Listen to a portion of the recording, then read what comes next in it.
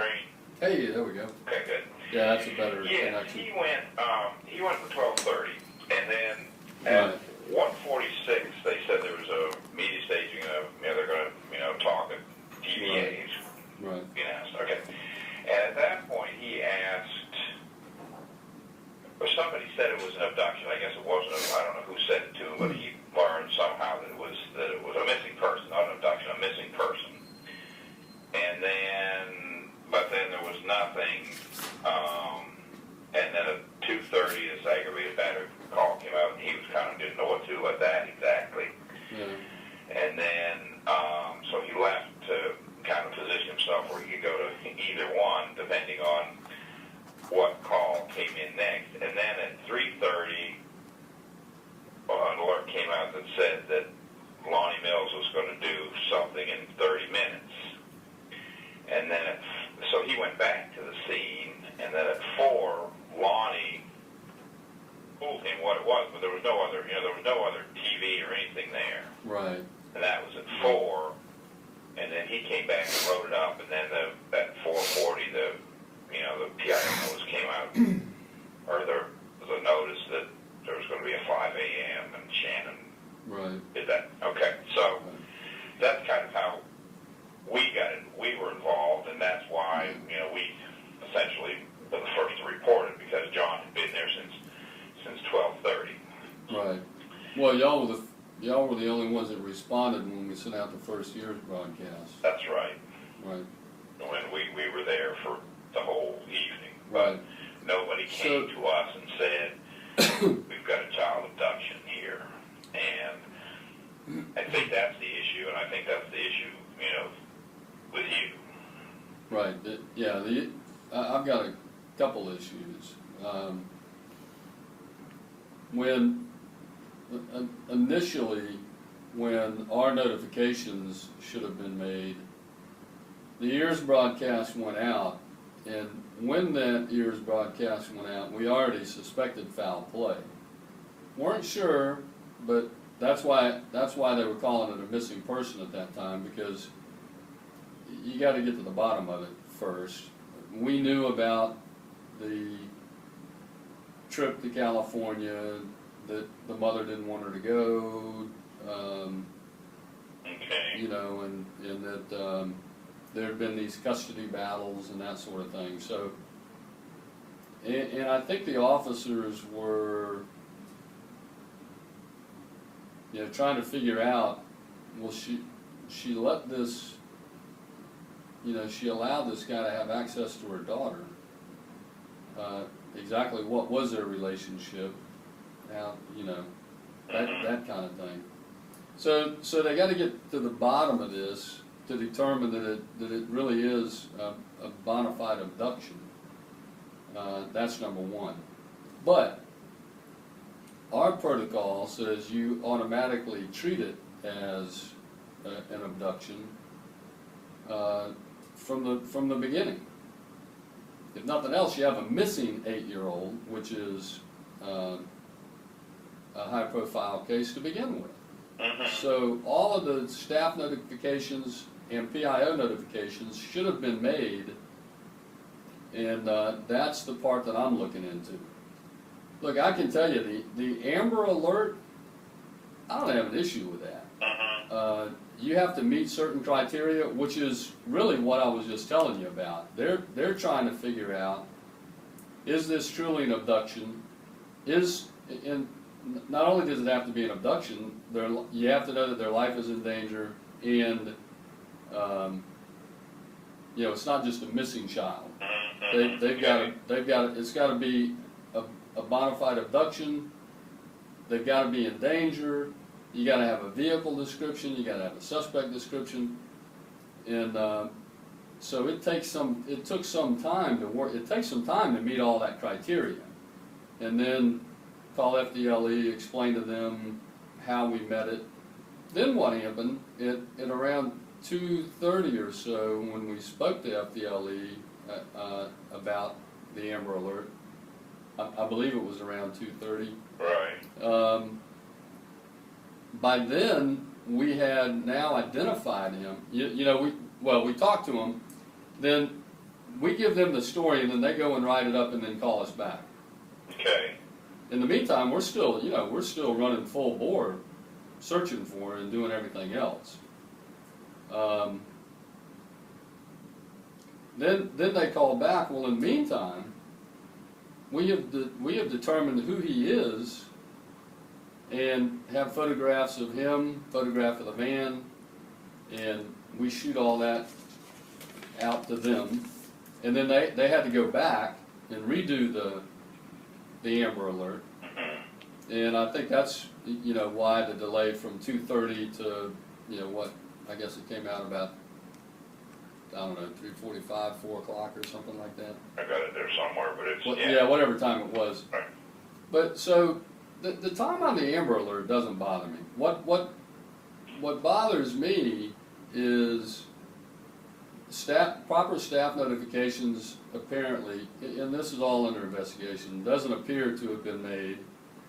The PIO was not called out, which apparently I don't believe. We're still looking to make sure. Well, I'm trying to figure out where that ball got dropped, on who at that point was responsible for notifying the PIO. Because if the PIO had been notified, none of this communication problem with the media would have been an issue. Now, I've heard media outlets were saying, well, we didn't respond to the first one, but we should have, and I told them, I said, look, that's not your responsibility. This is our case. If we need the electronic media to assist us in finding somebody, that's our responsibility to get that out, and that's what the PIO is for. Okay. Well, in this case, the PIO wasn't notified. Okay, that's okay. That's all right. And that's the problem. And I've got to find out why that notification of the PIO wasn't made. Everything else about this investigation was stellar, actually. I mean, I'm still very impressed by how quickly they determined who this unknown individual was. It's pretty good police work to figure out who an unknown is within just a couple hours. And he was unknown. I mean, he was. Yeah, all we had was the name of Don and what he looked like. Okay. And then the photo. How did you do it? an officer went through the JPEGs of known sex offenders and just scanned them and found one that they thought matched the description, and checked to see if he had a white, I think a white Ford van, and he didn't. So, but she said he realized that he lived with his mother. Okay. So he checked his mother, and sure enough, she had a white van. Oh, I see. So then he did a photo spread, and we took the photo spread out to the mother, and she said, that's him. Okay. So that was pretty good work. Gee, okay. And when he was found there, I forget exactly what he was located. Well, the way he was located was an officer was working a crash up on I-95. That's right. Having heard the original bolo that was put out just, minutes, I'd say, after we arrived at the scene, having that bolo information that was put out, was working this crash and saw a van go by and said, told the people at the crash, hey, I got to go. I think that's a van we're looking for. So he takes off, and sure enough, it was him. Of course, just before that occurred, we got the call of a suspicious van behind the church over on Broward Road. Yeah, right. And that's how we found the body. and found the victim. So, back, of course, to this notification situation and the fact that, that we weren't told. I mean, it's important, I guess, that, we know that it's important that this gets broadcast so that more eyes can get on it, so folks can look for these things. Exactly. How significant is that? I mean, how troubling is this to you that those notifications weren't made, and how much help could they have been? I know it's an unknown, but, Well, you never know, and that's the difficulty. But, this was an abduction. We know now this was an abduction by a predator. Well, an offender. Should have been a predator. But that resulted in the young girl's death. Right. We should have handled this differently from the beginning. They should have notified the PIO. You always assume the worst case scenario, handle it that way until you know otherwise. Now, you can't put out an Amber Alert until you're sure, because you don't want some guy in South Florida stopping a white van that's got a little girl in it and shoots a guy because he runs, and come to find out it's not an abduction, it's interference with custody. Okay.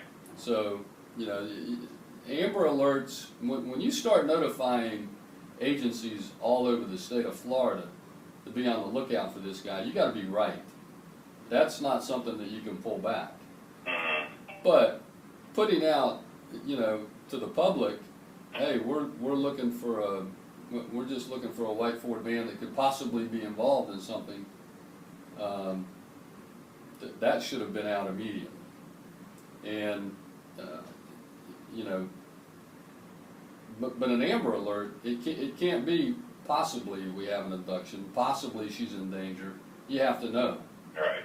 And once we knew that, the Amber Alert was requested, then we had come up with additional information, so before it ever went out, they put the new information in, and that, resulted in some delay, but I don't see a problem with that. The problem is we didn't notify the PIO, who would have notified the media properly, and, the sergeant at the scene, he's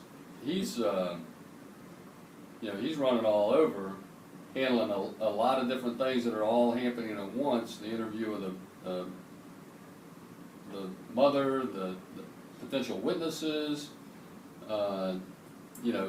making sure that the search is going properly, trying to get to the bottom and verify these things for an Amber Alert. So it doesn't fall on him. It's going to be somewhere up the chain, and that's what I'm trying to determine. I think I know who it should have been, but I don't want to judge that before there's an investigation.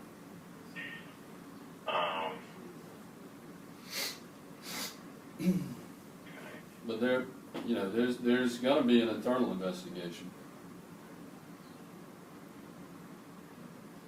I do know that much now. Okay, you're going to do all right. All right, so it'll be internal. All right. Yep. That's what my next question, of course, is who is responsible for making that decision and making it quickly that we need to get more eyes on this, or we need to let more people know that this is what we're looking for. Right. The sergeant, okay, I understand Well, it should fall to the chain of command in the detective division, because once homicide's called out, the responsibility for that investigation shifts from patrol to investigations.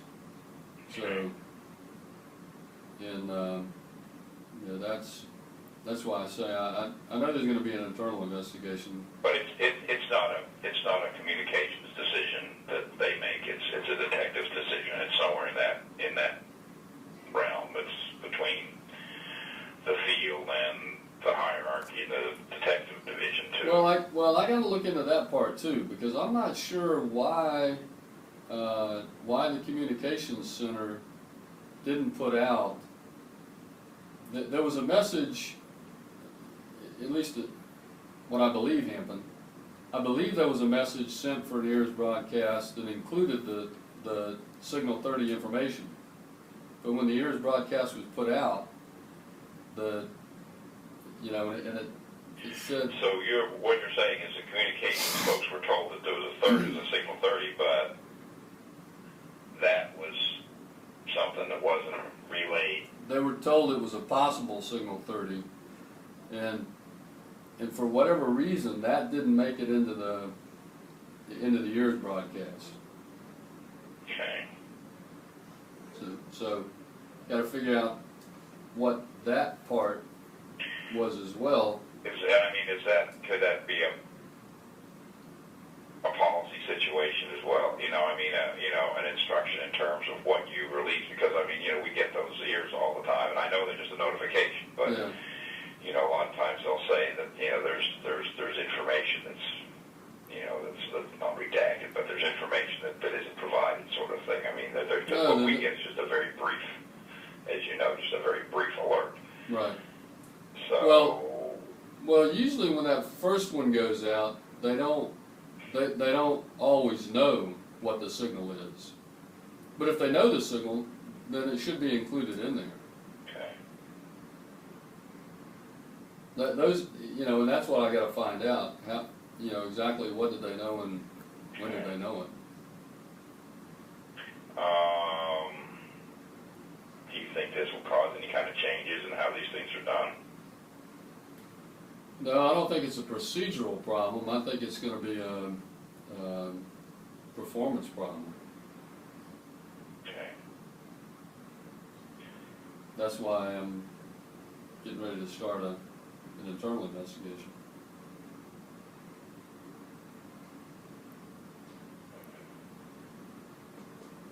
How long will it take? Not sure. Okay.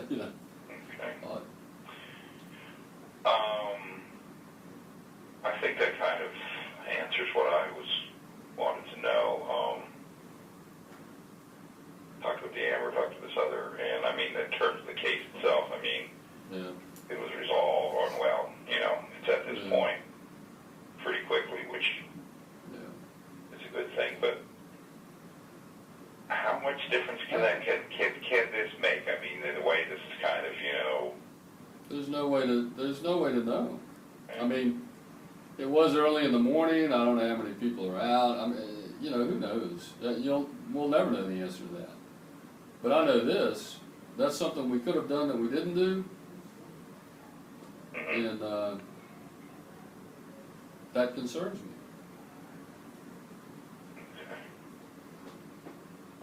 Not only something we could have done, something we should have done by our own procedures.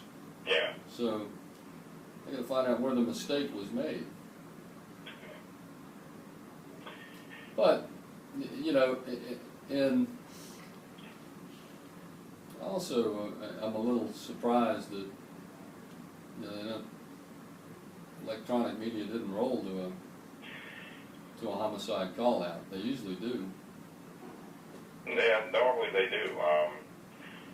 In my experience, some are later than others, and some come less often. But right. But just like I told my people, I said, look, that ain't their job. This is our investigation. If we need the media, you call them. That's not what EARS is for. EARS is just an alert to tell you that we're doing something. Right. If we need the media, that's where the PIO comes in, and that's why I say this all goes back to no notification of the PIO or other staff, proper staff notifications up the chain. Do you know when the PIO was notified? Yeah, like 4 o'clock or something. It was, I don't have the exact time off the top of my head, but it was late, way late. So it was 4 or after, you think? Yeah. Okay. Let's see if I can. Okay. Before they were yeah. Hold on, let me see if I can find it for you. Give you a time.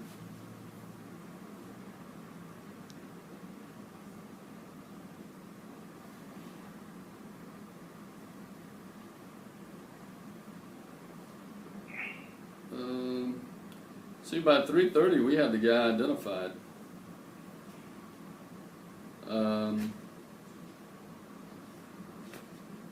And that's when, and that's about the time they were calling us back, and we were telling them, what the additional information was. I found it. Okay. The PIO wasn't notified till 4:24. Oh. Now we were already. Now that was. We did an ears broadcast at. Right. There were three. It started at 12:30. It was 12:47 homicide. Right. And the media stage at TBA was at 1:46. And at 3:33, they were going to do this presser, briefing in 30 minutes by Lonnie Mills. And at 4:40, which is after Shannon was notified, I guess. Well, at 4:40, there was an ears that said that there was going to be a 5 a.m. briefing. At the same time, Shannon sent out, a notice that there was an abduction by a known sex offender at 4:40, and that there would be a 5 a.m. briefing. So the first, we knew at 4, but the first notification, Right, because they did the first media stand up at 4, and of course there was no media there but you guys. Us. Nobody there but you guys, right? And Lonnie. That's when they reached out to the PIO. Right, and then he did that, and then they called the PIO for half an hour. Well, at that rough, it would have been in that same half hour. Yeah, at 4:39, the media advisory went out. Okay. Yeah. It's just when my timestamp when it arrives, here to me. Yeah. So as soon as they did the ears broadcast and nobody showed up, then they called the media. I'm sorry, then they called the PIO to get the media out there. Right. They should have called the PIO when they arrived at And they first. 12:15. Yeah. That's the problem. If that had taken place, the PIO, interfacing with the media is their job. Right. And that didn't happen because nobody told the PIO. They didn't know. It wasn't they weren't doing it, so they didn't know. No, they didn't know. Nobody called them. So that's where it's going to lie, is somewhere in that Detective Division, Homeland Security chain of command. Well, I thank you. All righty. I think that's it.